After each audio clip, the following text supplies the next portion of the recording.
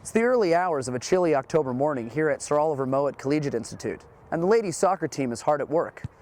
Nothing strange about that at face value, until you realize their season won't begin until April. The soccer program at Mowat has always been strong, and on the heels of 2 remarkable seasons, head coach Lindsay Craig was pleased but not surprised by the zeal of this year's squad. We won the city championships down at Cherry Beach, which was great for the 2nd year in a row.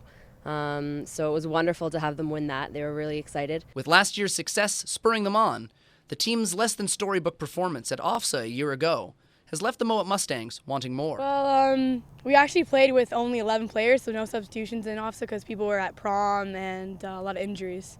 So it was pretty tough. Grade 10 student Alana Sadri was left to sit on the bench at the 2010 OFSA competition after sustaining an unusual injury.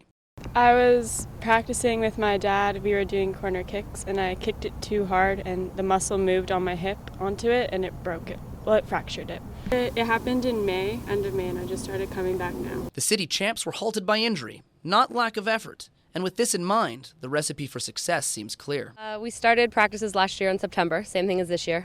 We went through the winter just practicing indoors about once a week. Like, soccer's great, and we all love coming out early and training before the season actually starts. Not simply soccer stars, the team is comprised of well-rounded athletes who, despite their love of the beautiful game, must balance their multi-sport practice schedules, a hurdle which Coach Craig is quick to point out. I think one of the main things that we need to work on is getting everybody out for every single practice. We said that it's not hard to get them out, but because they're so involved in everything else, it's hard to get a full team at every practice.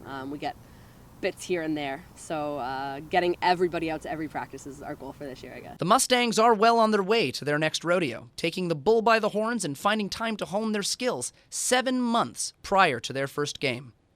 Reporting for Centennial Sports TV, I'm Josh Craig.